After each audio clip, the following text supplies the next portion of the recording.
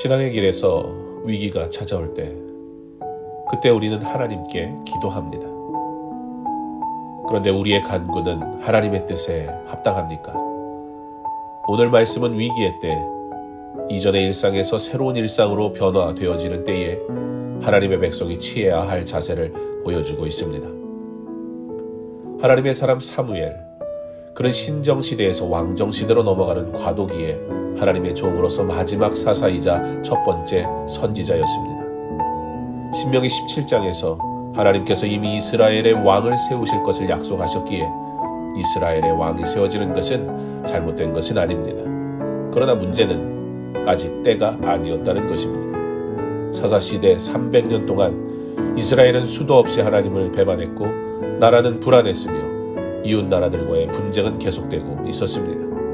그러한 가운데 하나님께서 사무엘을 통하여 말씀으로 나라를 다스리게 하셨기에 이스라엘은 평안했습니다. 그런데 사람들이 사무엘이 늙었다고 하며 왕을 세워달라고 합니다. 사무엘이 마음이 상하여 하나님께 너무한다고 말합니다. 그때 하나님께서 여호와께서 사무엘에게 이르시되 백성이 내게 한 말을 다 들으라. 이는 그들이 너를 버림이 아니요 나를 버려 자기들의 왕이 되지 못하게 함이니라. 그들의 말을 들어주라고 하십니다. 지금 하나님께서 사무엘에게 섭섭한 것은 사무엘 네가 아니고 바로 나다 라고 말씀하시는 것입니다.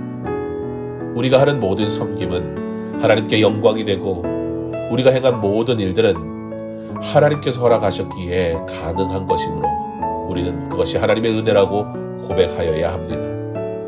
그런데 주의 일을 하며 때로는 우리의 마음이 섭섭할 때가 있습니다.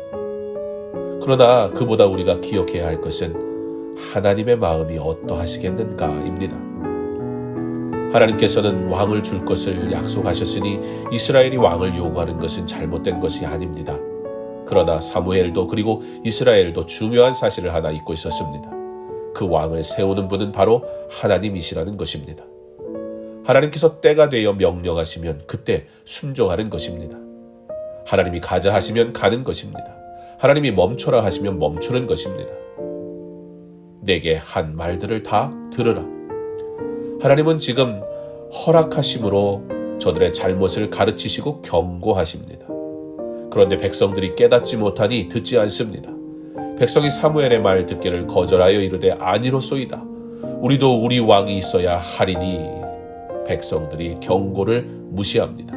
결국 왕을 뽑고 기름을 부어 왕을 세웁니다. 원하는 대로 되었으니 잠깐은 행복하고 만족합니다. 그러나 그들은 하나님의 뜻을 구하지 않는 우를 범했습니다. 하나님은 매우 세밀하신 분입니다. 하나님은 우리의 갈 길을 이미 예비하시고 가장 좋은 길로 인도하십니다.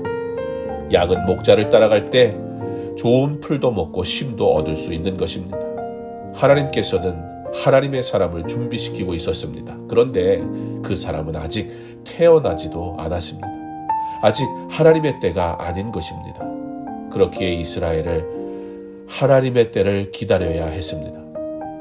하나님의 나라는 하나님이 통치하시는 나라입니다. 교회는 하나님의 통치하심을 받는 곳입니다.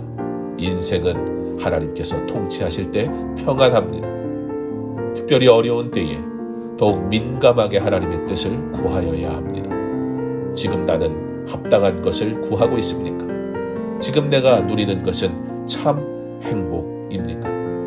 오직 하나님을 나의 왕으로 모시고 그의 통치 아래 있어 하나님께 드리기에 합당한 기도로 그가 주시는 참 평안을 누리시기를 주님의 이름으로 축원합니다.